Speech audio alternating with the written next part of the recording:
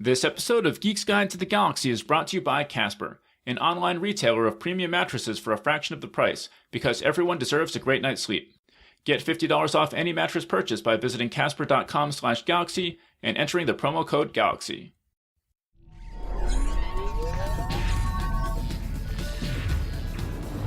Wired.com presents The Geek's Guide to the Galaxy. And here is your host, David Barr Kirtley. Hello, and welcome to episode 254 of Geek's Guide to the Galaxy. Our guest today is veteran game designer Sean Patrick Fannon. He's worked on many pen and paper role-playing games, including Star Wars, Champions, and Shatterzone, and he's also the author of several nonfiction books, including the Fantasy Role-Playing Gamer's Bible. And we'll be speaking with him today about his new game Savage Riffs, which takes the classic Palladium game Riffs and converts it to the Savage Worlds rule set.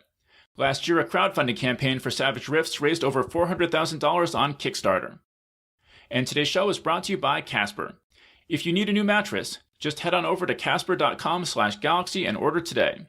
The mattress industry is famous for forcing consumers to pay high markups, but Casper cuts out the cost of resellers and showrooms and passes that savings directly on to the consumer. Your Casper mattress will be shipped to you in a small box, and all you have to do is open up the box and watch as the mattress naturally expands to its full size. Casper mattresses are made of supportive memory foams for a sleep surface with just the right sink and just the right bounce. Plus, their breathable design helps keep you cool and comfortable all night. I've been sleeping on a Casper mattress for over a year, and let me tell you, your first night on a Casper mattress will make you feel like you just rolled a natural 20 and absorbed 5d6 points of mega comfort. You'll want to tear up your old mattress like it was reality being torn apart by cyclopean terrors from the Rifts. So just head on over to casper.com/galaxy and order today. You have 100 days to try out the mattress, and if you decide not to keep it, Casper will give you a full refund. Free shipping and returns to the US and Canada. Terms and conditions apply. So remember, the address is casper.com/galaxy, and you should also use the promo code GALAXY, which will get you $50 off any mattress, and also let Casper know that you heard about them here. Alright, and so now let's get to our interview. Alright, so we're here with Sean Patrick Fannon. Welcome to the show. I'm happy to be here. Thanks. Okay, so I told you that I was a big fan of Riffs growing up, but that was all before the internet, and so I never really had any idea of who made the game or where it came from or anything like that. So it was really interesting for me this past week. I was reading the Fantasy Role-Playing Gamer's Bible, and you talk a little bit about the history of the RPG fields and Palladium and stuff like that. And I was wondering if you could just expand on that a little bit, because you say that Palladium, you call it a true labor of love from the beginning. And I was just wondering if you could talk about why do you call Palladium a labor of love? Well, I mean, I'm going to have to sort of cover it in the broadest terms. I don't remember all the absolute details, but one of my superpowers, the joke is that I'm friends with everybody in the games industry, and one of those people is Kevin Simbita. And Kevin started out, of course, as a old school, from the very beginning role-playing fan. Of course, like everybody else, he started with the Dungeons and Dragons rule set. And he had a rather expansive gaming crew that he hung out with in Detroit. There's this Detroit Rec Center or something. I don't remember the exact name of it, but it was a fairly large area that a bunch of kids, everybody from underprivileged to middle class, would go and hang out frequently at this place, especially on the weekends. And Kevin would run these giant games, sometimes, standard group of 5 to 6 players, but sometimes I think like 12. At one point, he was running 30 people, and he's like having to run back and forth between different tables to handle stuff, just because he had himself just such an enormous passion for gathering people together and running giant epic stories for them. And that's where he came from, is running these big groups and with this community around the Detroit, Michigan area. And of course, he also had the design instincts early on. He wanted to take what they were playing with and make it more what he wanted. So he worked very hard on crafting a rule set that better reflected the style and the feel of what he wanted, which is really, quite frankly, how a lot of us get into the role-playing game design industry. Is we have a passion for the hobby and a desire to express how we'd like to play. And Kevin was one of the first people from that kind of person that did that. So that's where the Palladium system comes from, is exactly that, a labor of love on his part. And then once he had his core engine, he just expanded on that. He, of course, had the Palladium fantasy setting, but then he started having his characters that he was running cross over into other places, and that's kind of where Riffs evolved from, was this idea of multi-dimension. Well, I want to back up a little bit because I want to talk about how he started publishing in the first place, right? Because he has this gaming group, right? And then how does he go from that to publishing his first RPG book? As I remember how he told me, he had these ideas, he had this stuff that he wanted to do, and he actually did talk to a couple of publishers, but the deals they wanted to make did not appeal to him. He didn't think they were a good idea. He happened to have some fairly smart people in his life. He shared with them what the deals were that were being offered. They all looked at it and said, that just doesn't look like a good idea. It looks like maybe we could do this ourselves if we got the right resources together. And it was quite simply, I think I could do this on my own. I think it really comes down to quite frankly that. Well, you say that his first book, The Mechanoid Invasion, almost ended the company. It didn't sell well on its initial release. Yeah. He back then you had to really make a serious risk investment. You had to come up with the capital resources to pay for a print run. And then you had to find a way to store those books somewhere. And then you had to bring boxes of them with you to conventions, or try to convince a distributor to then pick up and sell those into the retail channels. A lot of work involved in that. And most of us had no clue what we were doing. So fortunately, the distributors tended to have, and still do have, experts who's like, well, I know you're not really a business guy, but this is how it's done. But there's a lot more smart people doing it now, so there's kind of a established business model. But back then, they were still kind of figuring out. But Kevin was brand new, trying to figure out how to get his books into distribution, trying to figure out how to manage all of that. And, that kind of investment, if you don't sell the books and you don't have a good foundation to kind of give you some breathing room, that can kill a company right off the bat.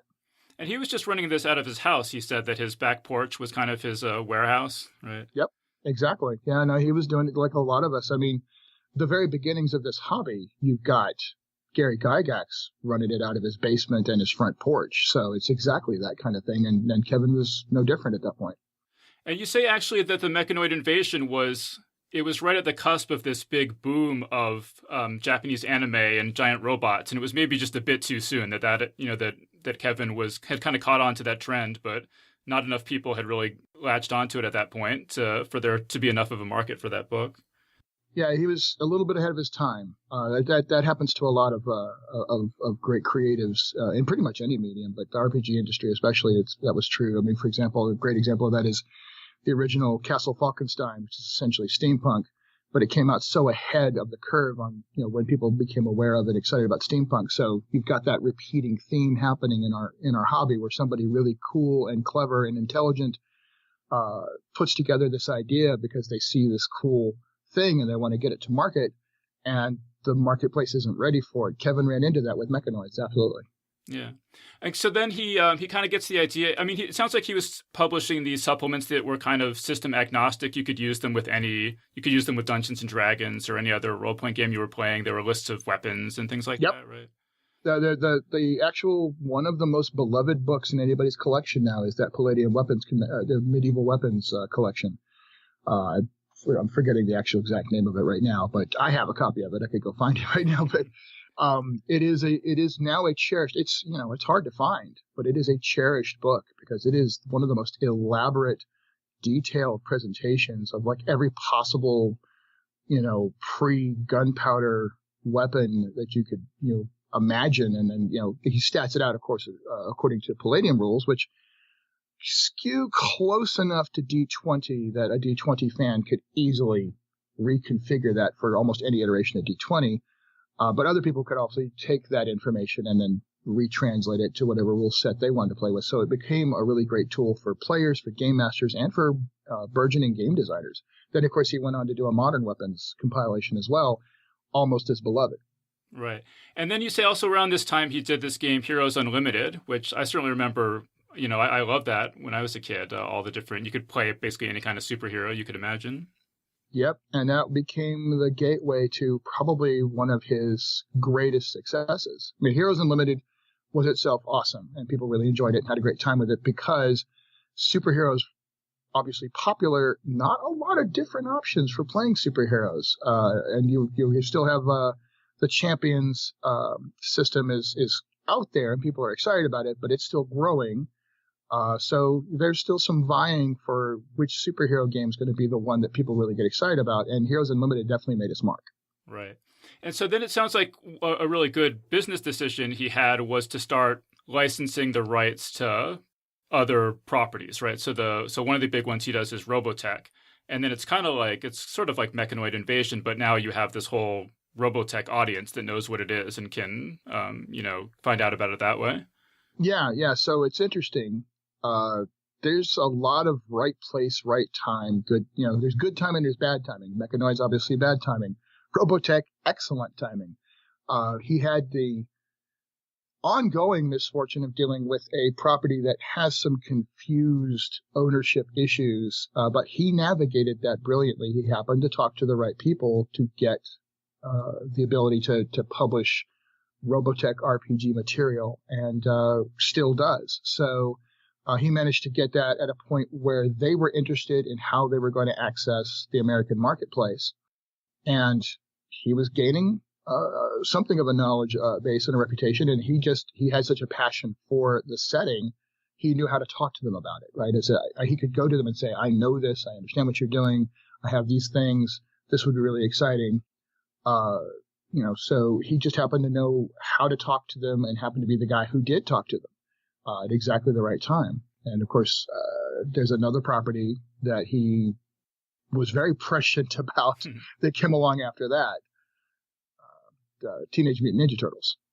Right, and you say that he obviously that became this gigantic media property, but he licensed it, I think, when issue 3 had just come out of the comic book. It was really, really early on. Yeah, so a lot of business in our field, a lot in the geekdom world, happens at conventions. And a chance meeting between a couple of people or a handful of people at a con can turn into this amazing opportunity just because they happen to be in the right place at the right time. And so Kevin just met Eastman and Laird, said, hey, I think this is pretty fantastic stuff. It looks really cool. I got this cool game that I'm doing some stuff with. Want to give it a shot and see if we can expand your fan base a little bit with a role-playing game? And they were like, hey, sure, that sounds like a great idea. We're not doing anything else. Sure, role-playing game, why not? And then history. Right, and it sounds like it was a pretty clever strategy, too, because he says this was his plan to get the role-playing game books into comic book stores, that a Teenage Mutant Ninja Turtle book, since it was based on this comic book, could have kind of this crossover appeal, and comic book stores would shelve it. Yeah, he was dead on with that one. Kevin was a comic book fan from day one. Even his fantasy stuff had a comic book feel to it. And he is an artist himself, hung out with other comic book artists or would-be comic book artists. The comic book style is pervasive through everything that he does. So it's hardly surprising that he would be looking at what he could do to create a crossover between comic books and role-playing. And yeah, he was one of the groundbreakers there. He was one of the ones that was able to convince some comic book store owners and distributors into the comic book field that this was something that should cross over. So TMNT had a huge impact there. Yeah. And you say that when the Ninja Turtles really blew up huge, that there was a period of time where this role-playing game was the top-selling game in the field. It was outselling Dungeons & Dragons, which was just unimaginable. Truly, yeah. At that point, he showed the rest of the industry that it was entirely possible to do something that wasn't D&D and could be awesome. That was a major threshold. At that point, it became known to not just creators, but to distributors and to retailers, because at this point, the physical distribution and retail marketplace was still absolutely number one vital. There was no significant channel of sales that could compete with that. I mean, secondarily, publishers going to conventions or other events could set up a table and sell books, but that was entirely tertiary to the distribution model. And opening up the distribution marketplace to the idea that carrying something other than Dungeons and Dragons in more than just tiny, minuscule numbers was potentially worthwhile. So Kevin gets a lot of credit for making it possible for other publishers to really step up, and as long as they could do something of quality or interest, they could then, get the distributors to talk to them, and they could get retailers to go, you know what, I should carry some other stuff because look what that did. Right. I want to mention Eric Wujcik here too, who actually I think was the main writer on the Ninja Turtles book. Mm-hmm. And he was, I think, was he like a co-founder of Palladium, or he was very heavily involved from the beginning, right? I think, right?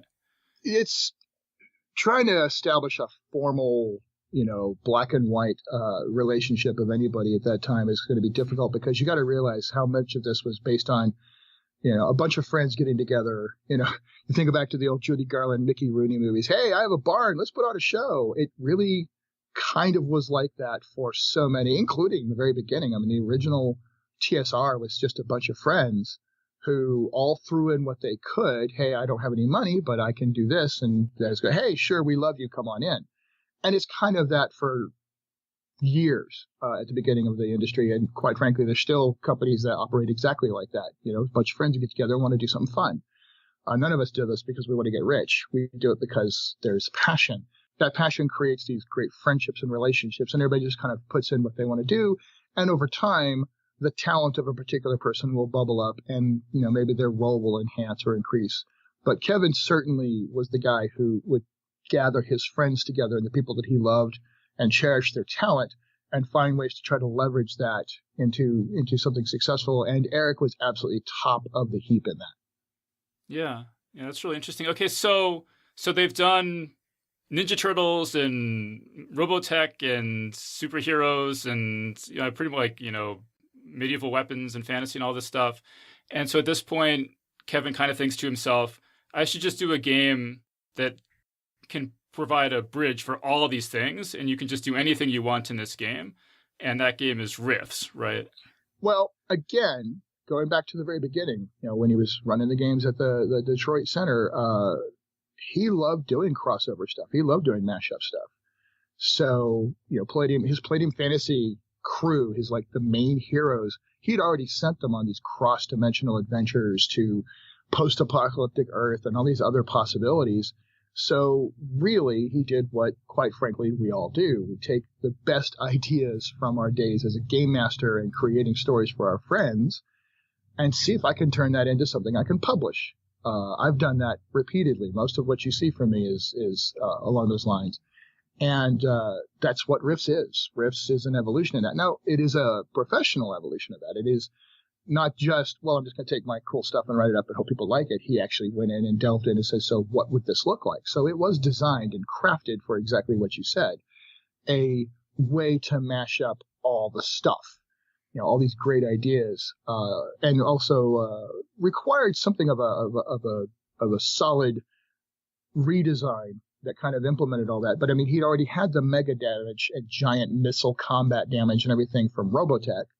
And he mixes that in with all the rule stuff that he has come up with for his superheroes and for his fantasy and for those compilation books and everything else. So, and really there can be no denying the influence of Teenage Mutant Ninja Turtles on the development, different ways that you could pull all that kind of stuff together. In fact, the Teenage Mutant Ninja Turtle material ends up weaving into the Riff setting just like everything else did. So it all kind of gets intermingled. But yeah, that was his decision was, I don't see anything else quite like this in the marketplace. So let me see if I can throw this out there and make it stick.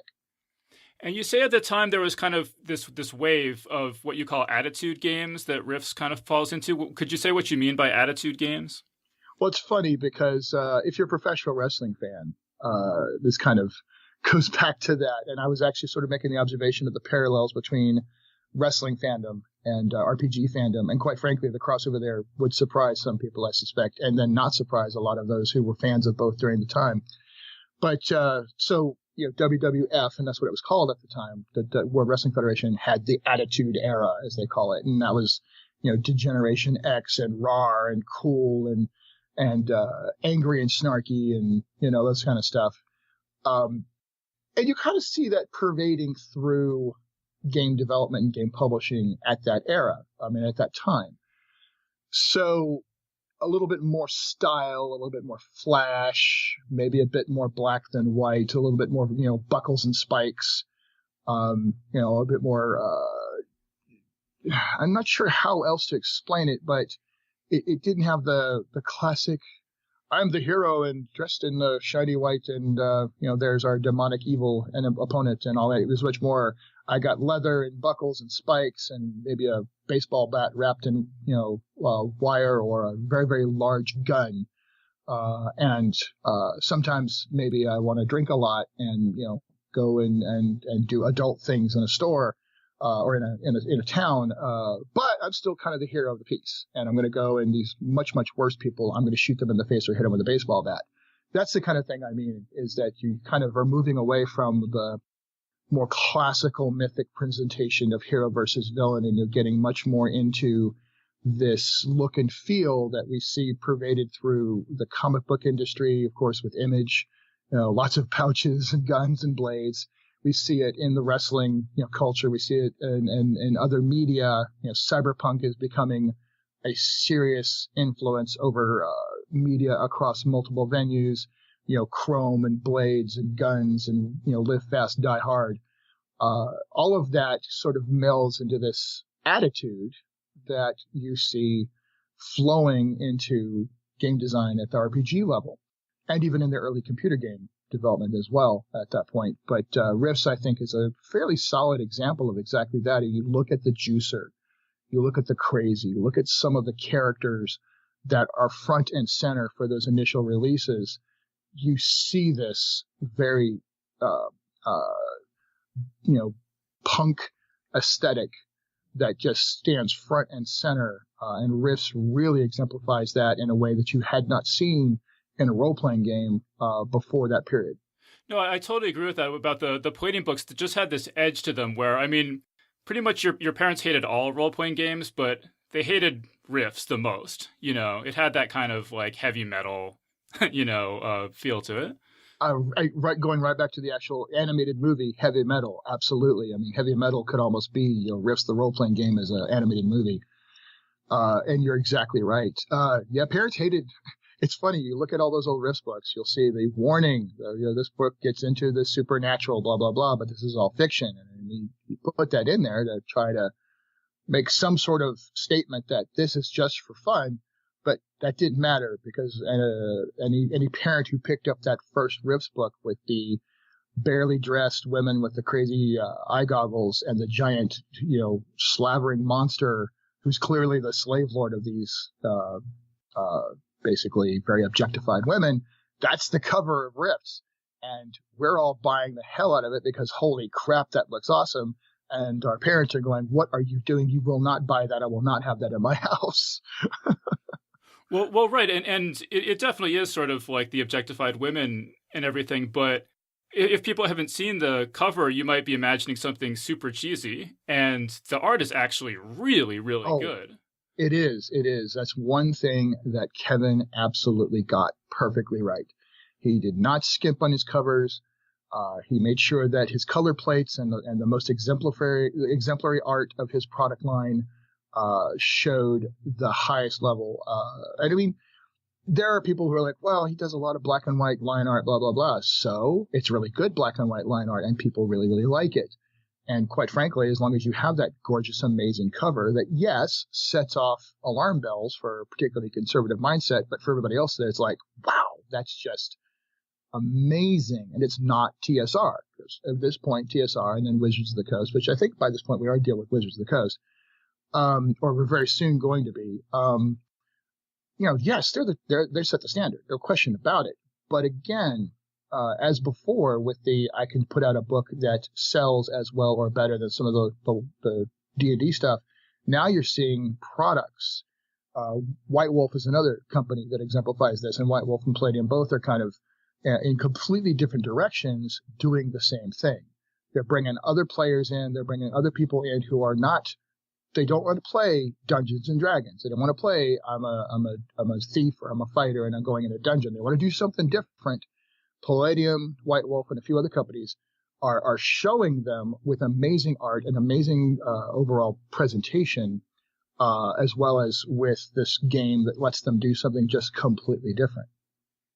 Right. So let's say for people who aren't familiar with Riff, so let's just say what it's about, basically. So the story starts with this big Armageddon, right? Talk about Right. that. Well, I frequently have to try to explain this because of the current product line, and my favorite phrase for it is it's a role playing setting that features anything and everything, including a fully weaponized kitchen sink. And actually, had somebody write up a weaponized kitchen sink for the game. That was really funny. But the idea basically is it is a post-apocalyptic mashup of every conceivable genre and fictional activity. When I say post, there's post-apocalypse, which is right after the apocalypse or sometime after the apocalypse, and everybody's still trying to survive and figure out still what they're remember doing. the world before the apocalypse. Right, exactly. You know, there's still extensive discussion of the world before. So, and in Rifts, you have this. I mean, I got to give him credit. I've not seen a presentation of the apocalypse that quite does what Kevin did with Rifts. It's nuclear war, but that's just the beginning. He went with this idea that the nuclear war released so much death energy into the world that it reactivated the ley lines, which of course are the psychic and mystic patterns that surround the world, and at their nexus points where these various lines cross, these holes in time space ripped open, and because they ripped open violently, it killed even more people, and then massive storms and hordes of demons and hordes of alien beings and who knows what else comes in and kills even more millions and millions of people.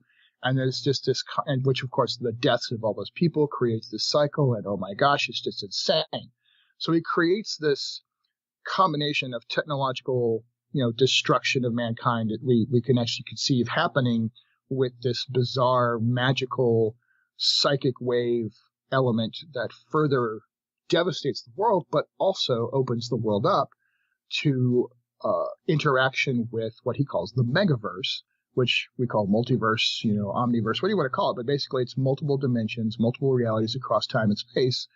So beings can end up on purpose or by accident in our world for any number of reasons. So you then follow up from that with a period of time in which what's left of humanity crawls back out of the darkness and starts rebuilding completely new societies. You have these mega cities and these tiny little towns and everything in between, where humanity, along with what they call DBs or dimensional beings, one or two here or there, but sometimes entire populations of them, taking up residence in some other part of the world or possibly alongside humanity, and trying to build all these different cultures and these different civilizations. So again, back to the post-apocalypse, now you have a completely different world that still has elements of the apocalypse, right? There's still devastated ruins and vast swaths of frontier in which there's all kinds of crazy monsters, both mundane and supernatural and otherwise, just devastating everything around them and making them, only the bravest and strongest could possibly travel those areas. But you also have gargantuan cyberpunk style mega cities full of amazing high tech, beyond our imagining super tech capabilities, or of arcane technology and arcane advancement that's just also kind of mind blowing with gleaming spires and dragon lords. So all of it, if you can imagine it, you can justify putting it in Rifts, and that's the world that Rifts becomes.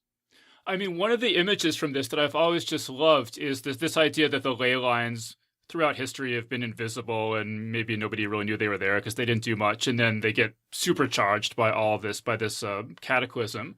And now you can see them. They're like lightning bolts hanging in the air, stretching over the landscape and just shining in the night and everything. It's just, there's just something so just eerie and beautiful about that image I've always loved.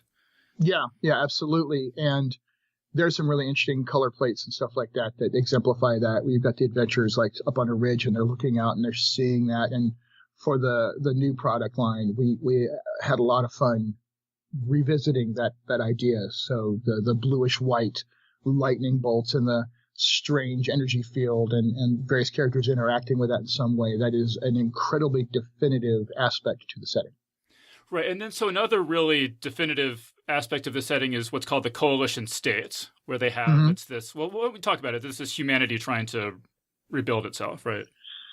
So, not to delve too far into it, but it is interesting the commentary I get these days about revisiting the idea of the coalition in modern times in the current era, because you are talking about a highly fascistic society that there can be no question, it did save a huge portion of humanity. The entire purpose of the coalition states was to gather human beings together in the face of horrible monsters and demons and all kinds of threats, and organize them and create defensible positions and create a military capable of defending humanity and giving it a chance to rebuild and thrive again. Coalition states did that in North America. And at the same time, to do so, they executed totalitarian rule. They use classic fascist models and techniques of as long as we keep the population extremely ignorant and uneducated, they are easily manipulated and controlled, which we have to do to save them, but also, quite frankly, to maintain power. When you realize that the key family, the Prosecs, actually admired Mussolini and Hitler and other totalitarian leaders from ancient history forward, they said, well, but they were crazy and they did it wrong, but some of their ideas are entirely useful. You realize that the core, the heart of the leadership of this state or this empire, quite frankly, because the ruler is called an emperor, is core, at the core, rotten, absolutely evil. I mean, Kevin says this without unequivocally. There's a lot of people like, well, but they're heroes and they save. The average soldier, sure. And I actually talk about this in some of my writing about the coalition, is that, you can make a heroic, sympathetic coalition soldier or officer. If you are honest with yourself, you can look back at soldiers in the Wehrmacht of World War II that were probably decent people. They were fighting for their country. They didn't buy into the Nazi, full, I hate everything that isn't me. They were just trying to fight for their country. But that doesn't mean that the overall leadership wasn't corrupt and dark and, just flat out dag nasty evil. So, yeah, they saved humanity, but at the cost of humanity's freedom and what made North America special, that's all kind of gone. So there's a real interesting conversation to be had about what they represent in terms of politics and sociology. But, quite frankly, it's been said time and time again in all kinds of fiction, but especially in gaming, there's nothing more fun than punching a Nazi. And, that's the coalition kind of lets you do so in a post-apocalyptic multi-genre setting. Go punch some Nazis or shoot them in the face with a boom gun. And yet there's so many fans who want to explore the other side of that equation. What would it be like to be one of these coalition soldiers? You would be a unit of coalition soldiers who are fighting demons, are fighting monsters, and are trying to protect farmlands and people from the horrors of this still very dangerous world. So a lot of interesting stuff to play with there. Right, and you mentioned the amazing black and white art that's in the original Riff's book, and the Coalition lends themselves amazingly well to this black and white art because they have all these Black Skull uniforms and Black Skull robots and Black Skull spider robots and just all skeleton robots and all sorts of just incredibly visually striking things that are very visually striking in black and white art. Yep, exactly. And it's funny because, the justification, of course, is, well, we use this to inspire terror and fear in our enemies. And while we're at it, we're also inspiring terror and fear in our population. And whereas we're not going to overtly say that, if you really read into the deep history stuff, that that is what Joseph Prosek, who is Karl Prosek's son and the propaganda minister, Goebbels, anybody? He absolutely intends for that to also cow his own population. Our military is strong and mighty and terrifying, so any thoughts of rebellion will be squashed. But yes, the visual aesthetic is extraordinary there. It kind of throws back to that, I don't remember it's a British duo that does comedy, and is that, are we the baddies? Look at all the schools and everything. I think we're the baddies. It's kind of very much that, yeah. Okay, well, so you see, so the sort of fascist parallels go deeper too than just the aesthetics and things, right? Because the in their battle against these plainly evil demonic forces and monsters and things, they've developed this very this ideology that's just anti anything supernatural or magical, or even not human. yeah. And so, actually, you mentioned the Teenage Mutant Ninja Turtles. I thought it was interesting because I think what you're talking about is the Dog Boys, right? Where they have these genetically engineered human dog hybrid soldiers who have been engineered to kind of be able to sniff magic. So they use them as like the drug dogs, to find the magical people lurking around. Yes, as a matter of fact, that's a very interesting point there, because they discover the Dog Boys, and actually they discover in what's called Lone Star, laboratories in Texas that pre-Cataclysm they were experimenting with animal hybrids that were given human characteristics and made larger, and were meant to basically be a servitor race of mutant animals. And they decide to incorporate them, and it's just like throughout history, you have this fascist state that diminishes or rejects anything that isn't humanity. The two key elements that everybody knows about the Coalition within the Riff's fandom is they hate magic of any kind, and they hate anything that isn't human. Humanity first. DBs or dimensional beings, they are all evil. It doesn't even matter if they're evil or not. You invaded our home, and you must leave, or we must kill you, or we must otherwise shove you aside. I mean, there's varying degrees. Absolute fanatics just want to kill all DBs. Less horrific-minded people will be like, this is our land, you need to go away. Again, start to see some interesting parallels to not fiction when you start to look at these attitudes and these ideas. You are the alien, you are the other, you don't belong here, this is ours. So that's all very endemic of what the Coalition is and what they fight against and what they try to purport.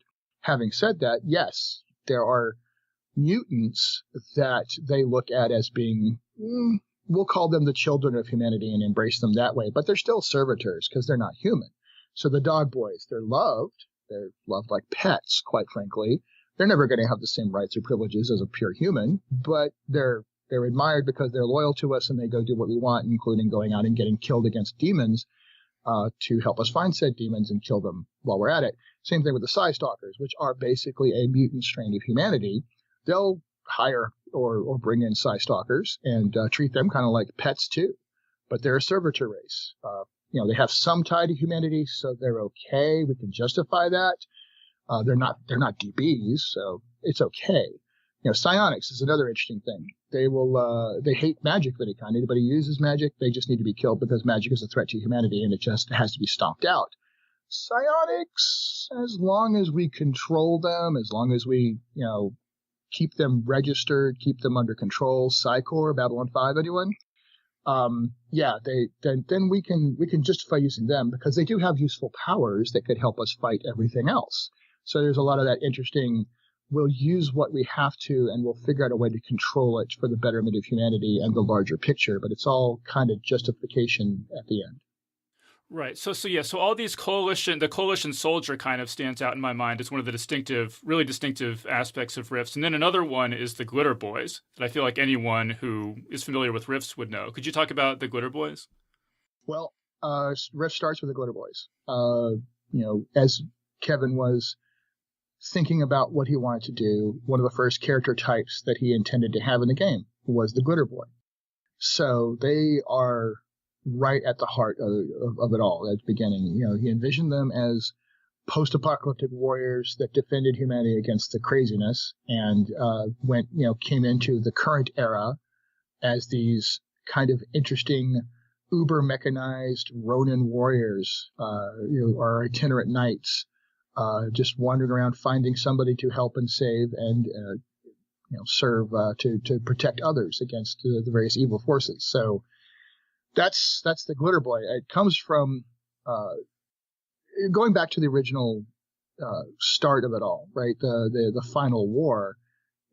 Humanity had developed all of this amazing technology for conducting warfare, and the boom gun and the Glitter Boy armor was the epitome of one-man units that could go out and just do devastating, incredible things on the combat field. And the suits that survive, because they are incredibly tough suits, and the guns are, of course, highly advanced, they represent what survived from the old world that was now being employed in the current world by individuals trying to go out and act like the wandering hero, very Campbellian, quite frankly. But instead of a guy with his duster and his pistol, or his suit of armor and his sword, it's this suit of power armor glittering in the sun with this gun that could shoot satellites out of the sky. So they really kind of represent everything that Rifts is, which is it's all cranked to 11 and rip the knob off, and that's what the Glitter Boy is. Right, I want to explain for listeners, too, is that the reason they're called Glitter Boys is because they have this kind of, as you said, shining chrome armor that is engineered to deflect lasers. So these super powerful lasers just kind of bounce off of it. Right, and it has this strange kind of rainbow chromatic aspect to it. That has this refraction, and it is definitely useful because a lot of the weaponry the Coalition uses are lasers. And then just as you were saying about, cranking the knob up to 11 and ripping it off, just the idea, like, no, you've got such a big gun that when you fire it, you have to shoot pylons into the ground and to have a jetpack to compensate for the recoil. Yeah, that's fun because when I run Savage Rifts, I the first time any player uses the boom gun, I go through this sort of, I tell them, okay, try to imagine an anime sequence where you've got these flashing images and the camera moves from one space to another. So you go to the camera goes down to the feet, and these claws stick out of the front of the boot and drill down into the ground, and then the camera flips around to the behind, and you get this cutaway scene where you see this 4-foot-long pylon with this laser tip that drills down to lock the heels into the ground, and then you flip up to this giant jet engine pack that's on the back of the suit, and it warms up and it glows, and it doesn't have any propulsion capability. Its only purpose is to keep you from flying backwards when you fire this gun that creates such a powerful shockwave that anyone standing next to the thing is going to be deafened and possibly knocked unconscious. And that's not a weapon. That's just a byproduct of firing this thing. And when it fires, it creates this immense explosion, but it's thousands and thousands of flechettes fired downrange in this basically hose of death. And it's known that there's almost nothing that's going to stand up against that except some other gargantuan, maybe like a kaiju style, monster from the Rift, or one of the Coalition's heaviest, battle droids maybe, or something. But other than that, almost nothing's going to survive this gun. That's very exemplary of what Rifts is huge action and huge, crazy, over-the-top results. Right, and to make it clear for listeners, this is not like this is what we're describing. This Glitter Boy is a player character, and it's not a player character that you get to be when you're like level 20. You start the game as one of these things.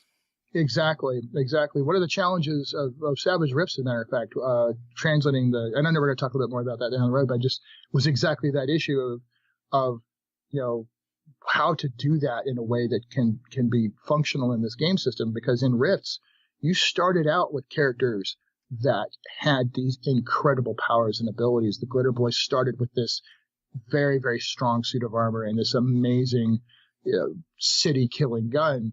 You started out with other characters that were super soldiers that could run with Captain America and maybe even make him jealous. You started out with magic wielders who could wield such forces as a 20th level D&D wizard would kind of cry.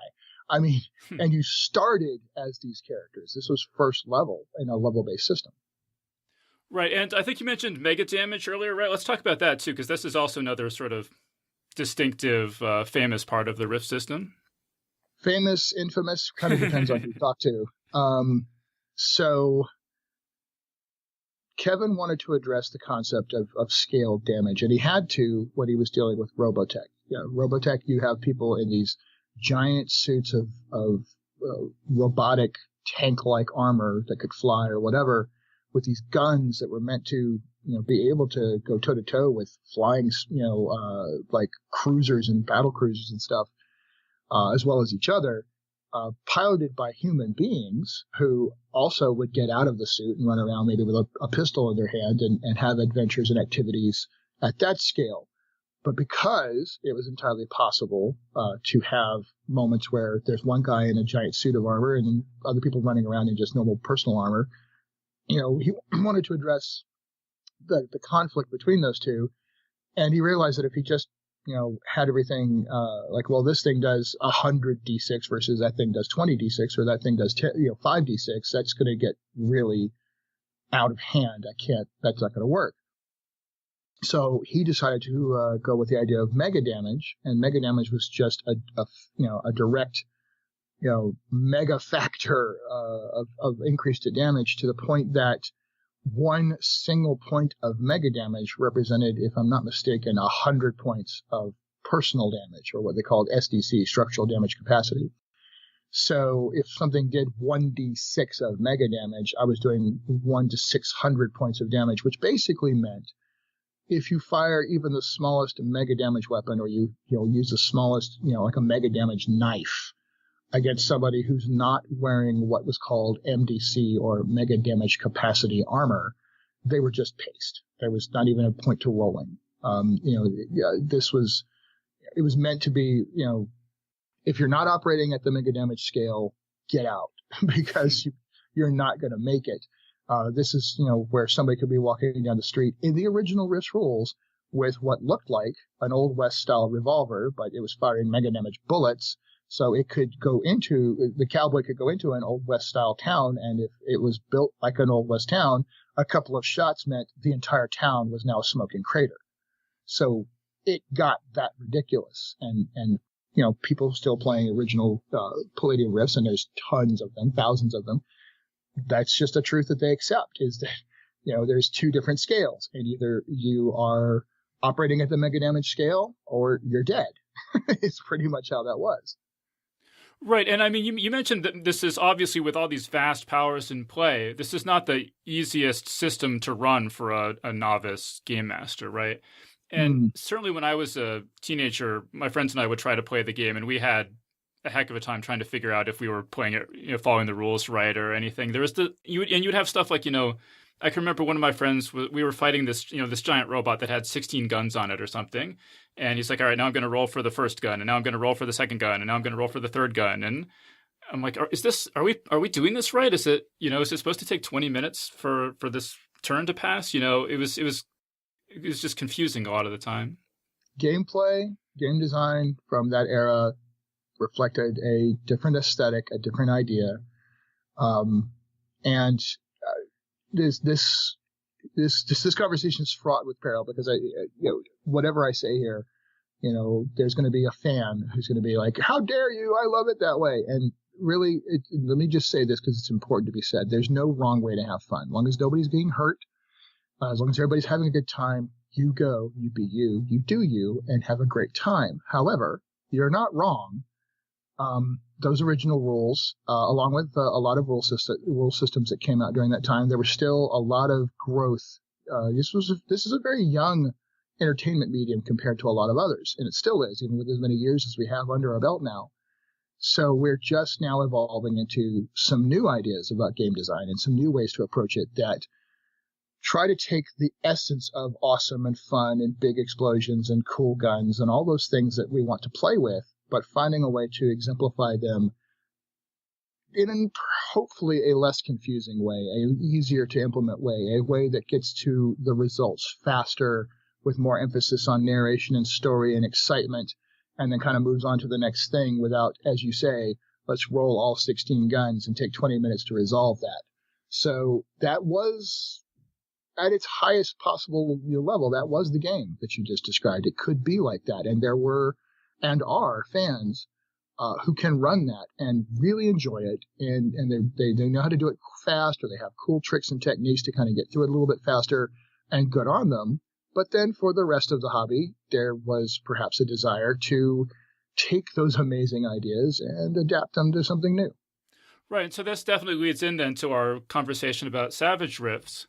So just to set that up a little bit, could you just talk about how did you first discover Rifts, and just talk a little bit about your background as a player with the game? Oh, sure. I go back to 1977, the very first box sets of Dungeons and Dragons. Mine was I keep forgetting, I think it was the Moldavia one, but it was basically the front cover had a dragon sitting on a pile of treasure. In the foreground, you had a couple of terrified looking heroes looking at him. It just said Dungeons and Dragons. And then you open up the box and there's this powder blue book with the same cover, but not in color, just powder blue. And my box set had the Keep on the Borderland, which was one of the very first ever modules. And I didn't even have dice. They gave you these cardboard chits you could cut out and put in like an old film canister to shake up, and you pull a number out, and that represented a D20 roll. So I go back to, when Star Wars first came out and D&D first came out, that's when I started. So for me, I was actually one of the people who encountered Rifts when it first happened. It came out, it was this big splash, and I looked at it and like, okay, I got to try that out. I had other friends who wanted to play it. So yeah, I came into it then, and it was interesting. I mean, the concepts were so captivating and exciting, but if you try to dive in like any of us do, none of us wants to read cover to cover. All right, when we're kids, we're like grabbing the bits and pieces and skimming through and figuring it out as fast as we can and then diving in. So my first character was a Techno Wizard because I thought that would be really cool, but I didn't know what I was doing, and died within the first 5 minutes of the first battle because wow. So you have to kind of struggle a little bit figuring that out. So that was my first encounter with it way back when. Well, actually, let me just say there, I listened to this podcast called the System Mastery Podcast just to give people a sense of this, and they had counted that there were 127 skills in the original book, and that this guy had at one point he had tried to count all the character classes in Rifts, including all the source books that he had collected, and he had stopped counting at 440 character classes. Just to give people an idea of what, to actually learn the system, the sort of time commitment that maybe you're looking at. As of now, there are well over 100 books that are published that are core Rifts or are absolutely part of the Rifts megaverse.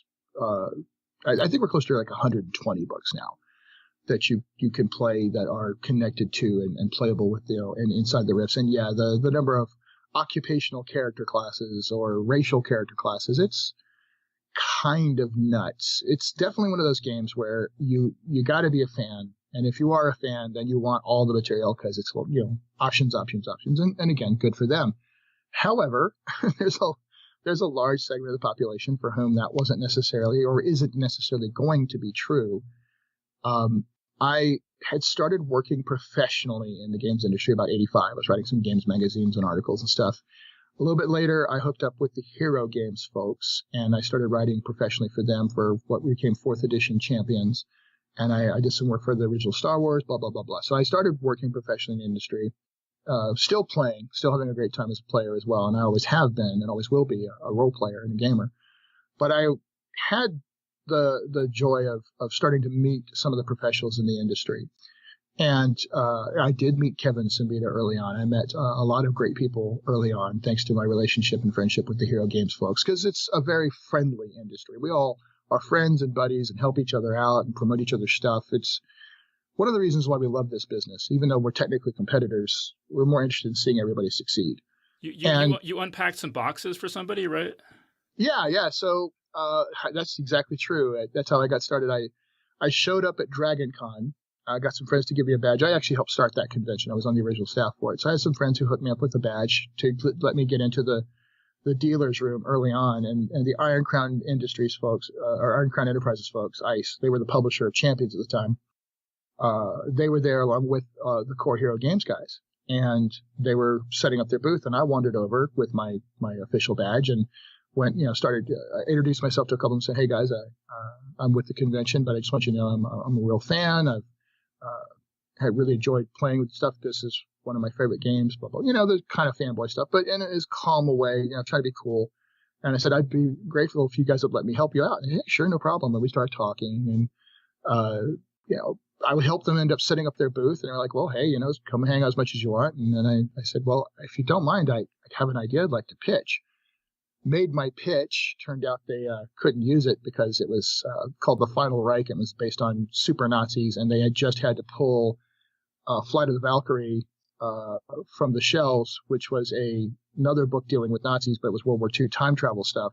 And the Jewish Anti-Defamation League had really had a bad reaction to this book and came out against it because it purported that murdering Hitler at a certain point in the timeline would actually cause the Nazis to win and make the world worse. So these heroes had to go back and actually stop this other person from murdering Hitler and changing the timeline. And the Jewish Anti-Defamation League basically said, this makes Hitler look good. Don't do that. You can't. And so Iron Crown was like, we don't want to deal with this, so we're just going to yank it, and we're not going to touch Nazis for a while.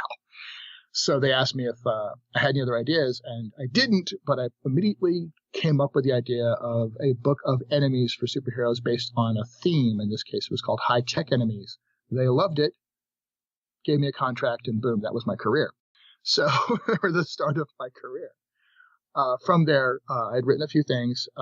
I got suggested by a friend of mine to Premium Entertainment to write that book you mentioned before, The Fantasy Role-Playing Gamer's Bible.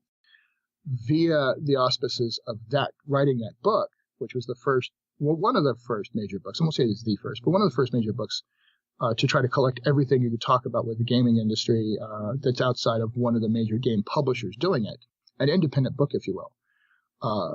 I met a lot of people, and Kevin was one of them. So that was sort of the early start of my relationship with Kevin. And we've been friends ever since. So it could be argued that if anyone was going to convince Kevin that it might be time for a new approach to his world under a different rule set, I might have been one of the right guys to do it. And I think it could be said, obviously, I was, because we did. Well, right, because other people had pitched this idea to him over the years, right, of adapting the Riff setting to different rule sets. Yes, and here's the problem. You are a podcaster and an interviewer and a reporter in this field, so you know as well as I do. We have our socially interesting people, and some people just are intelligent and wonderful and creative, but not necessarily always have the strongest social skills. And unfortunately, more than a few of them were the ones that first approached Kevin in a way that wasn't the right way, right? You don't come up and tell someone, basically, I'm paraphrasing, your rules suck, but your setting's awesome. So do you mind if we take your setting and put in some rules that don't suck? Well, if you're on the wrong end of that conversation, that's not going to make you very happy about working with somebody. Like you want to insult my work and then yet tell me that, no, thank you very much. That's just not a right way to go. It diminishes the work. It diminishes the fan base. It wasn't the right approach. It's the wrong tone. Totally the wrong tone, as Christopher Walken would say. So, I chose a different path. I basically said, Kevin, you've got a huge fan base, years and years of publishing. This world's exciting, but we have a whole new generation, or even multiple generations, arguably, of people who have not really encountered it because, this is a system that came out in the 90s, and we're now in this era. And I think it could be exciting to represent the setting with a new rule set to a whole new population of people and a very strong established fan base. That was one of the reasons why this worked, is because Savage Worlds is an incredibly popular game system right now. It has a huge following and a huge fan base. And so, quite frankly, the economic argument was as strong as any, which is to say, your setting, new rule set that's got a established fan base, they will all buy the hell out of it. So, kind of revives the setting. We can also promote the original works and give you some more sales of those. So the economic argument, plus the fact that Kevin and I are friends, I respect him, he respects me, all of that came together to provide an opportunity that otherwise may not have happened. So, for people who aren't familiar with Savage Worlds, could you just say really quickly just where that came from, what the deal is with that? So Savage Worlds is a really beautiful, elegant core game design that evolved from the Deadlands role-playing game. Deadlands was a huge hit for Shane Hensley and Pinnacle Entertainment back in the day. It's still highly popular and beloved. Weird West, right? Kind of the Old West setting, but with magic and demons and crazy stuff going on, with some really interesting intrinsic story elements. And he came up with a game design specifically for it that used graduated dice sizes as your core, how good or not good you are at something. D4, D6, D8, D12. The higher the die, the better you are. That version was kind of involved and crunchy and detailed. Then they came up with the Great Rail Wars, which was a miniatures skirmish game they wanted to do, set in the same world of Deadlands, but they wanted something that worked better for putting a bunch of models on the table and doing skirmish battles between these individual characters. And they wanted to make it possible for you to take your established Deadlands hero and put him right on the table and be able to quickly jump in and play. So they needed to craft a rule set that would take the essence of the character but boil it down into a much faster play, simpler presentation. So they kept the scaled dice idea, but they simplified everything else. And they realized they had a really good role-playing game on their hands that was far easier to run and far easier to play. In fact, some of them were like, you know what, when I run Deadlands from now on, I'm going to use this version instead. And Shane just grabbed that idea and said, well, when I get around to doing something else, I might try to take this design and do something with it. Pinnacle ran into some trouble. There was some things that went on. They kind of had to take a break from the industry for a little while. And then he kind of came back into the industry with this new rule set that he decided to open up as a not system specific. You know, some people use the word generic, some people use the word universal, but a core rule system that could then be utilized for lots of different genres, to include a new version of Deadlands, and then Rippers and 50 Fathoms and just all these different interesting settings, pulp and horror and sci-fi and all these different ideas. So that is where it came from, with the additional design impetus of Shane was like, well, we're all older now. We all want to play. Maybe we want to bring our kids in and play with us. But, I don't need to spend hours trying to set up a scenario. I'd like to be able to jump in really fast, and I'd like to be able to quickly craft characters and quickly play this game and get in a full session within a couple of hours on a given night. So a lot of what Savage Worlds represents is similar role that a GURPS or a hero system or another universal generic, play lots of different games with one rule set system might do, but with this added aspect of I can do this quickly, I can adapt quickly, I can jump in and play a one-shot in just about anything quickly, or I can use this to easily create the setting that I wanted to and execute this cool idea that I had, which is how I came into Savage Worlds. I was friends with Shane anyway, and then I had this epic fantasy setting that I wanted to have a much more cinematic action feel, and I'd been working on trying to do D20. That just was not working out for me. He gives me access to Savage Worlds. I have a working player's guide in 6 weeks as a designer. So boom, I was sold. So that's the aspect of Savage Worlds, which is a very balanced game system that lets you do lots of different things. Right. So the appeal then is that if you convert Riffs to the Savage Worlds system, all the Savage Worlds fans can play it, and for people who are new to it, it's maybe a little bit easier to get into than the classic Riffs rule set, right? Absolutely. So when did you guys start talking about doing a Kickstarter in this? Well, I mean, that's the model Pinnacle uses now. Any major project, they're going to do a Kickstarter. That's just, Shane and the company has, determined that it makes a powerful marketing tool. It's an excellent way to put a solid idea out there and get an initial funding, an initial sales base, basically, get excited fans going. It's just, Kickstarter's a powerful tool for companies who know how to use it and how to do it right, and Pinnacle's certainly one of those companies. It also serves the purpose of, is this going to work or not? If it falters, then you realize, okay, we found out that the fan base isn't all that excited about this, so we move on to something else. So it's as much a marketing test bed as well as a capitalization tool, and that's just, so it was really kind of an automatic. Once you have to realize, when I first sold Kevin on the idea of doing it, I had thought I was going to be doing it myself as a third-party publisher, because at that time, that's what I was with Pinnacle. Very good friends with them, considered part of the family, but I was a third party. I was not part of Pinnacle. So I was going to do this with my own company, Evil Beagle Games, standalone. When Shane decided that this was something he really did want to get involved in and he wanted to support, because I still had to ask him, right? Saying, how do you feel about this? This is your system, that we have an agreement that we don't do things unless we talk to you. He said, you know what? this has got to be Pinnacle. I'm going to bring you in and we're going to do this as a Pinnacle project. So the moment that was said and decided, it was going to be a Kickstarter. And the Kickstarter, well, so talk about just what was the emotional experience of doing this what turned out to be a very, very successful Kickstarter like? Well, I got to tell you, I think it's easily the top 10 RPG Kickstarters of all time. I haven't really run the numbers to know if it's like in the top 5, but it's definitely up there. I mean, it's no 7th C, but what is? But it was up there. It's interesting because we ran parallel to 7th C and we still did extremely well. It was one hell of a ride, no questions asked. Very, very exciting. Pinnacle approached it as they do everything with a rational, conservative expectation base. And then when it started to explode the way it did, they were like, okay, maybe we didn't. Okay, maybe we should have. So what was the original goal? God, it was like $5,000, I think.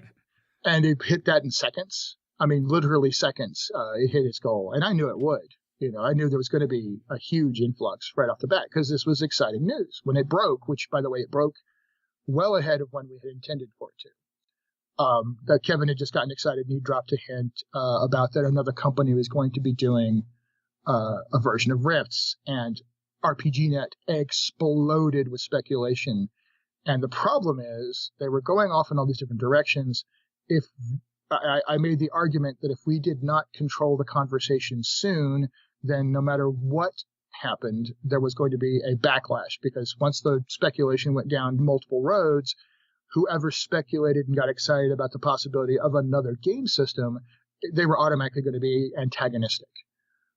It's not the game that I thought it was going to be. Now I'm mad and I'm going to be, pissy about this. And I understand a lot about how the social media community works. It's one of my things that I kind of bring to a group when I'm part of it. Is I get that. I was part of the original America Online gaming community, so I kind of watched all of this evolve over the years.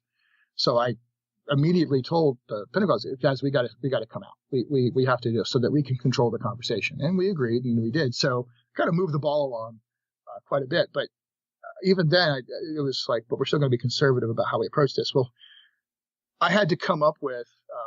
We worked together on it, but they were like, so what are we going to do? And I came up with a rather interesting plan for how to handle, okay, we've got to have stretch goals now. We have to have a lot more stretch goals than we had originally planned for. And we came up with a great scheme. There's no question about it. So we set up, you want, as you mentioned earlier in the interview, so many occupational character classes, so many character options, so many cool pieces of gear and equipment. So I was able to basically set it up, say, you want to see this awesome thing that everybody loves? Well, then this stretch goal. And it was just one more cool thing. So it made it perfectly viable to set up stretch goals that were still well doable and would not put us in the overcommitment problem, which so many Kickstarters suffer from.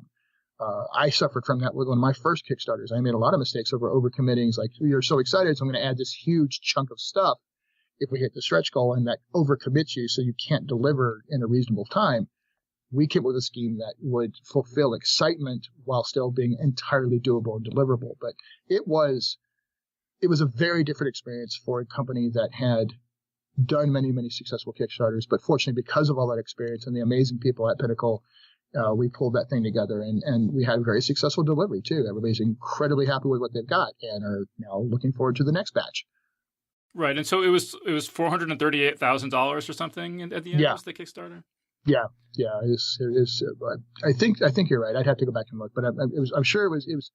There was discussion. We were almost going to hit $500,000. We certainly weren't far. Yeah. Okay, well, so one of the, I mentioned that I read over these new books that you released. The Tomorrow Legion Player's Guide is the first one, and what is it? The Game Master's Guide. Right. So there's the Tomorrow Legion Player's Guide, the Game Master's Handbook, and the Savage Foes of North America. Yeah, and so I mean, one of the things that strikes you obviously is that you've created this Tomorrow Legion that is new to the Riff setting, right? Do you want to talk about your rationale behind that? Well, At the time, I was working very closely with one of my very dearest friends, Ross Watson. He was actually the project developer, partner for Evil Beagle Games at the time. He has moved on to some other opportunities, and that's all very. By the way, that's not a euphemism. That is an awesome thing. When he was offered the chance to go do this, we said you absolutely have to. And when you find out what he's doing, if you're a gaming fan, you're going to be very, very excited. But he was with me at the time, and one of the earliest things that we talked about, and we 100% agreed on this, was that we wanted to introduce the idea of an adventuring paradigm that did not exist in the original Rifts. And this is consistent with a lot of what Pinnacle already has done. They have the Twilight Legion and a number of their settings that have sort of an interesting continuing parallel between them.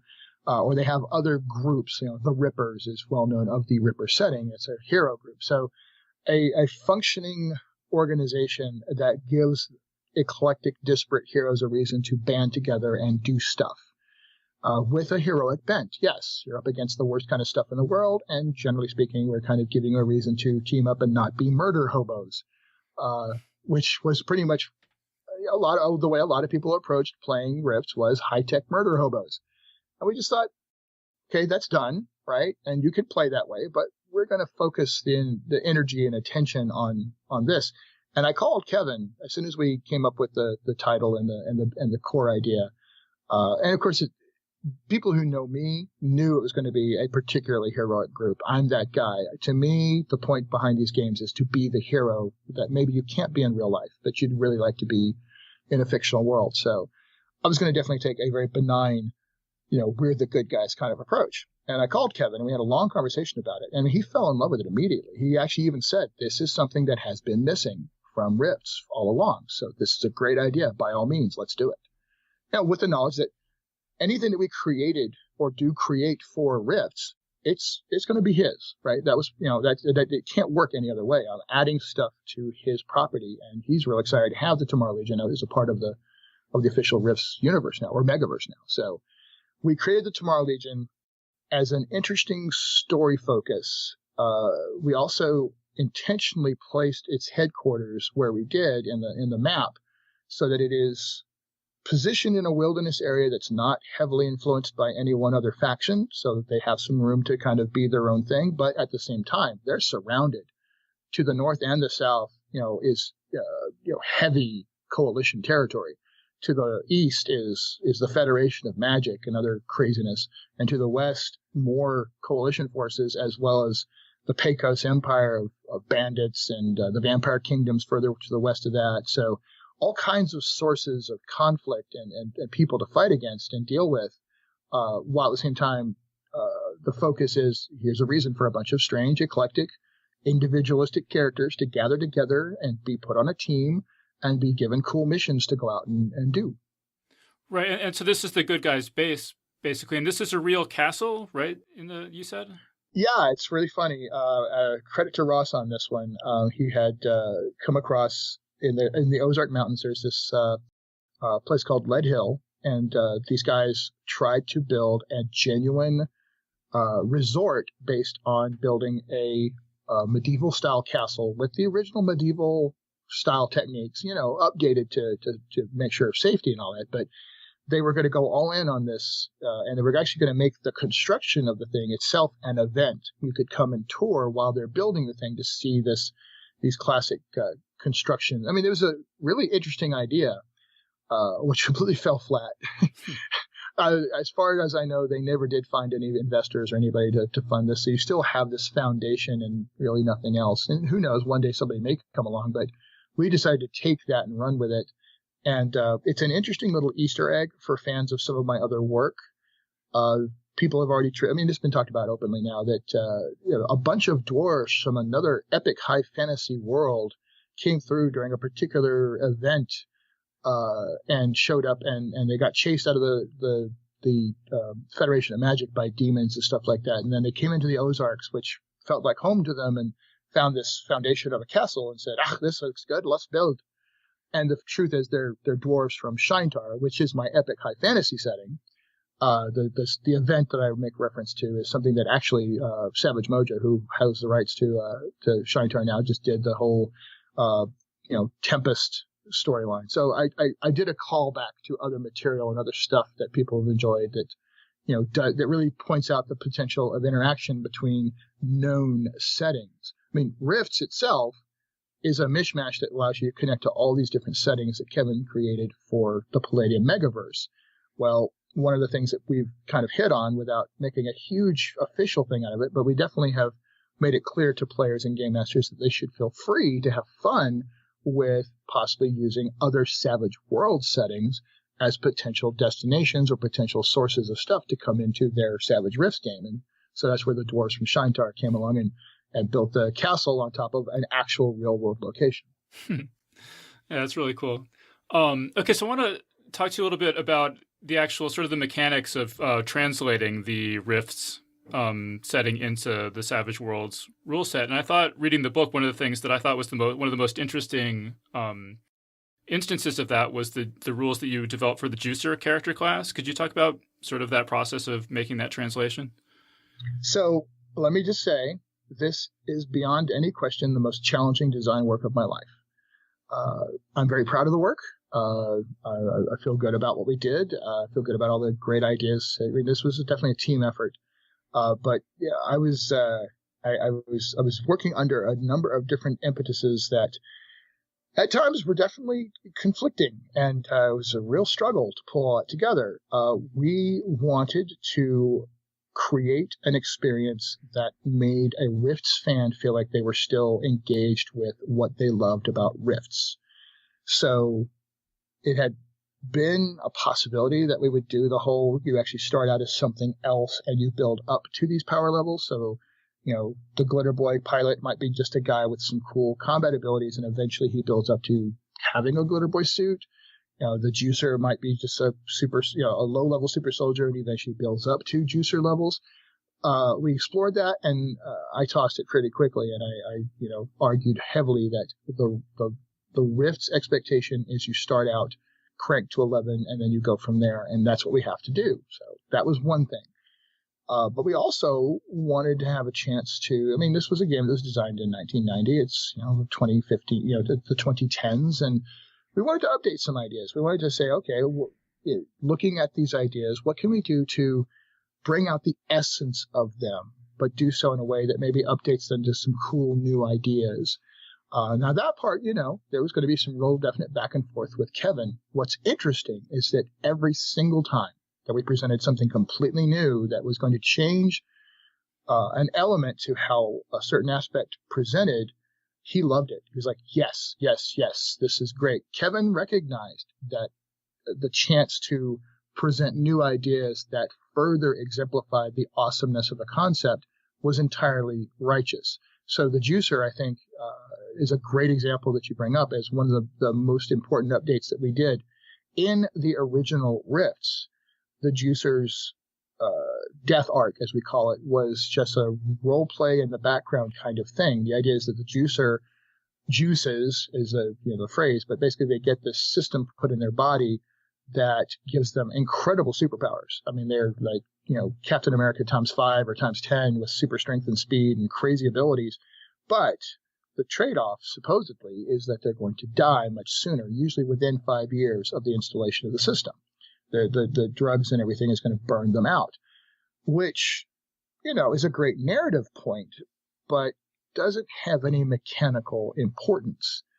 And, most people are like, oh, I'm going to be a Juicer, have all this power, and one day I'll die, but it certainly won't be in the context of the campaign unless I get killed, but then that could happen to anybody. So it's not really any different. It's just a thing I could sort of role play.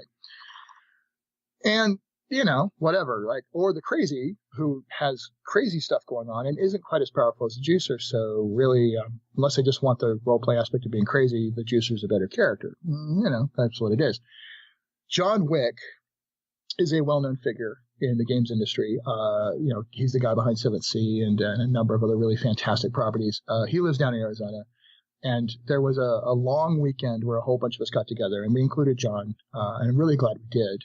Ross and I had already been talking about, we wanted to take something about the Juicer and make it a game-important element. And we were examining some ideas with that. But John was like, you've got to make it part of the game. It has to be something that the player can play with. You've got to make it a gameplay element. And so I sat there and I was the classic, pen and a piece of napkin at a restaurant when we were talking. I sketched out some ideas and I threw it out there and we hammered it back and forth a few minutes. And then basically John said, if you do not use that, I'm stealing it for my next game. So it was and that was where the whole burn concept came from, which is a number that the character has that represents their life force, quite frankly. So typical starting juicer character will have a burn number of 8, and they'll have a burn die of D10. At the beginning of every session, they roll their burn die. If the burn die comes up at the number of their burn or higher, they are either going to have to spend a point of burn permanently, which means that number steadily goes down over time, depending on the roll, or they're going to die that session because their time is up. Their last call has happened, and they're going to burn out. So the player actually has some control. They get to decide, okay, yep, today's a good day to die. I'm going to go ahead and go out. Now, early on, they're probably not going to. They'll probably spend the point of burn. Now, that interesting added element to that, and is completely different than what the original juicer experience is that they can also intentionally spend those points of burn during the game. They can basically overclock their system and get even more superpower for a moment. So they could spend their burn to add their burn die to any roll, to a damage roll, to an attack roll, to whatever, to supercharge, which means they're intentionally burning out their life force even faster for more awesome superpower ability. And then the player can choose to take edges, called iconic edges in this case, that give them even more superpower things they can do with their burn to even encourage them to spend it more. So the point is, we created a situation where now your death arc, the fact that you traded your lifespan to be super powerful for a short period of time, is a much more intensive part of the gameplay experience, and you actually play with it. You can spend it intentionally to be even more awesome. But it does mean you're almost certainly going to pick a session when you blow that burn die roll and go, yep, today's the day I'm going to die. And you're going to go out in a blaze of glory, which is another rule we added to the session, or to the game, by the way, the blaze of glory, which is when you die, you can do something totally awesome and not just, well, my character's dead, it's time to run up into the character. You actually get a narrative moment of awesomeness to exemplify your character's death. And I know a lot of game masters who said, I don't care, whatever game system I'm running from now on, I'm using the blaze of glory rules because it means character death is meaningful. Yeah, it just seems really, really cool. I haven't had a chance to play it yet, but on YouTube, there are all sorts of like real plays where you can see Savage Rifts in action and watch people playing it. Seems to be getting really good reviews. Seems to be getting just a really good, from everything I can tell, it seems to be getting just a great response. Thank you. I'm incredibly gratified by the response to this. We set out, I talked about the very many impetuses behind what we wanted to do. One of the things we wanted to do was create a balanced game experience while still being Rifts. And that was the thing everyone thought was impossible. And reasonably so, because Kevin and company said, look, we decided early on that we weren't going to worry so much about balance. We were just going to create interesting characters. And it's up to you and the game master to make this particular character idea work in the context of what you're playing. And you might want to choose a set of occupational character classes that are relatively compatible with each other, and maybe nobody plays the glitter boy because you all decide to play other types of characters. Or if somebody plays the glitter boy, either if you guys accept that glitter boy and the leyline walker are going to be the ones that do the oh my god stuff, and you guys duck and cover until it's time to go sneak into a tomb and discover mysteries. And so they left it to the players and the game master, and that's a valid approach, but it's not one that's been particularly satisfying for a not insignificant portion of the player base that RPG players represent. So I wanted to give them an alternative, which was, yes, almost any character type that you want to play can be reasonably balanced against the other types. You may not be the one firing the gun that kills everything in one shot over in this space, but you're not going to just sit around waiting for a chance later in the session. You're still going to be awesome when your turn comes. The mechanics of Savage Worlds balance, automatically gives that, because the way combat runs, there's not one character doing 18 different actions while another one only gets 2. Everyone's getting the same number of actions effectively. So that helps a lot. And there are other core mechanic elements that make sure that there's a certain balance to the gameplay experience that's just endemic to the way Savage Worlds plays. And then the other idea was to use the Glitter Boy and the Juicer and the Leyline Walker construct them to make them work the way that they should, and then go back to the other character types, the classic iconic types. And yes, we use the iconic framework to establish essentially classes in a game that doesn't normally use classes, to establish those front-loaded abilities. We used that structure and we went into the other types and said, now what are we going to do to make these guys also awesome right from the start?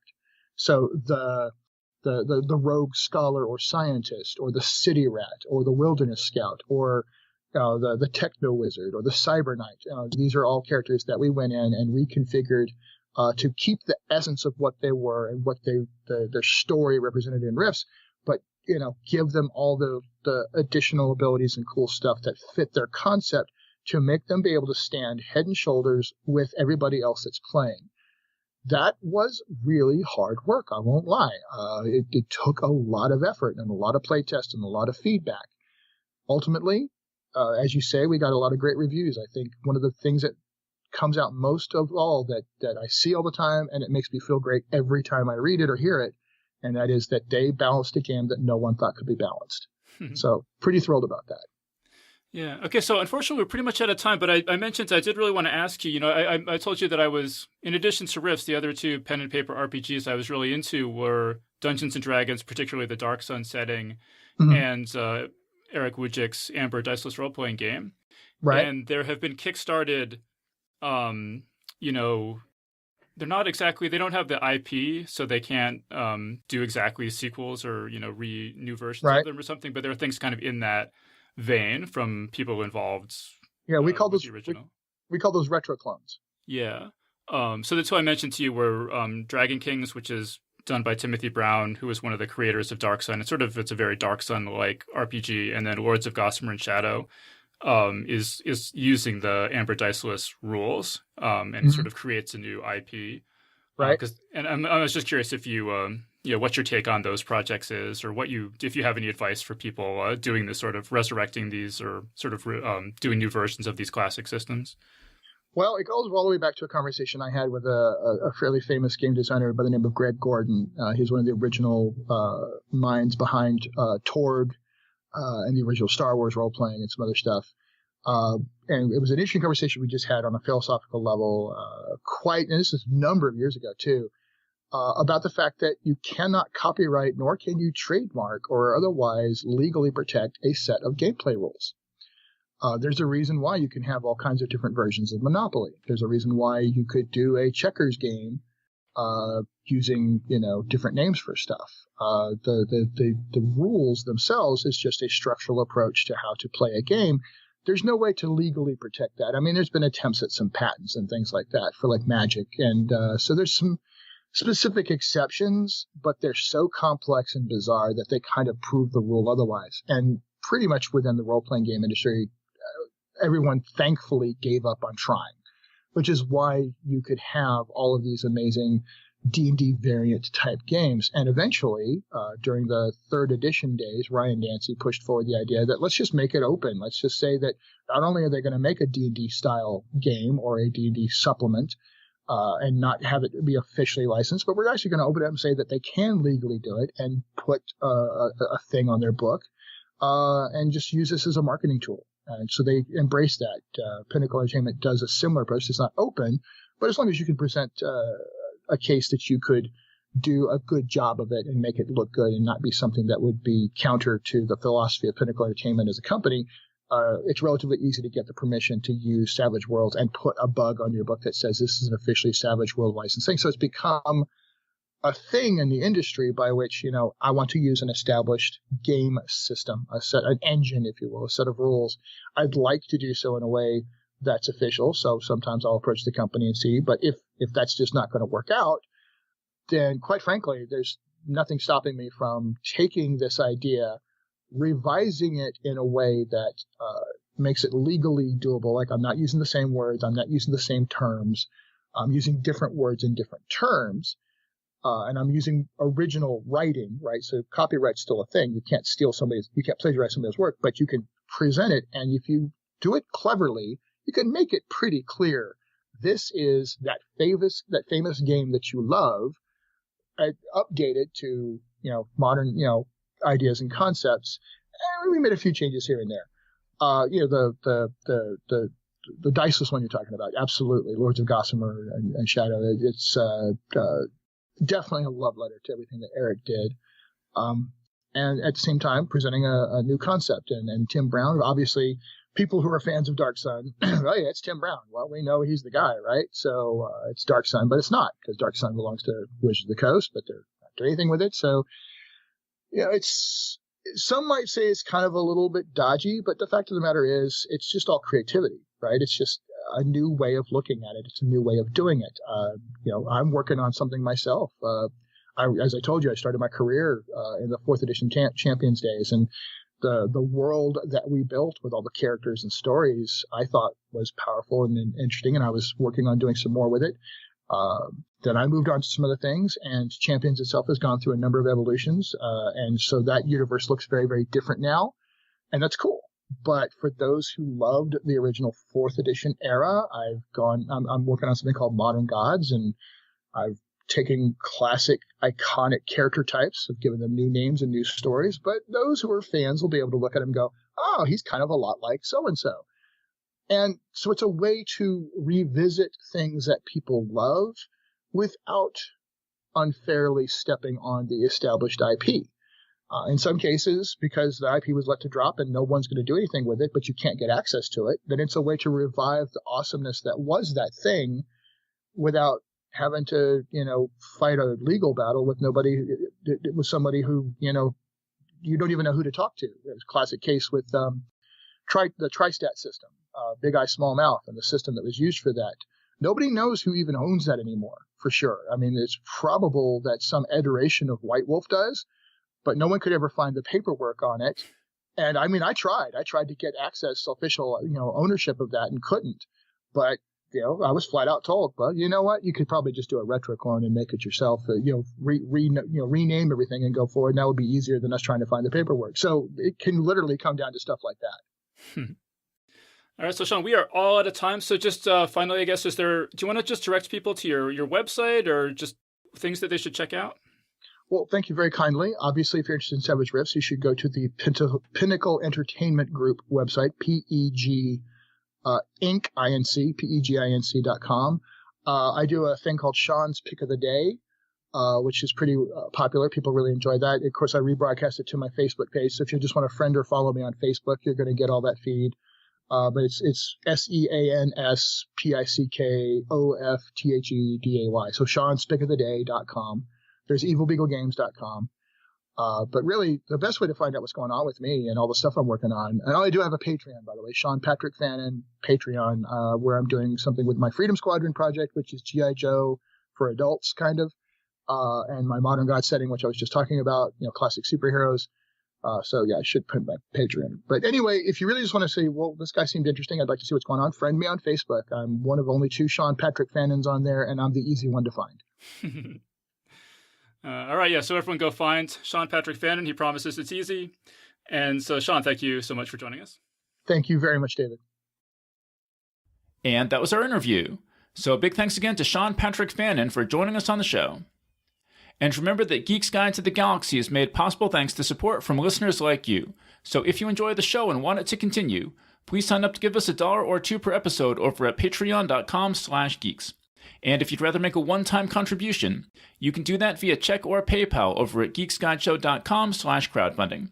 So big thanks again to everyone who's contributed. We really appreciate it. I'd also like to thank Casper for sponsoring today's show. Remember that if you do decide to order a mattress, you should visit casper.com/galaxy and use the promo code GALAXY. All right, so that was our show. So thanks everyone for listening, and we'll see you next time. The Geek's Guide to the Galaxy is a production of Wired.com.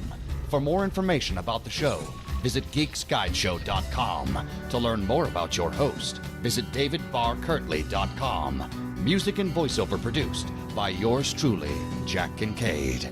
If you enjoyed this program, tell your friends.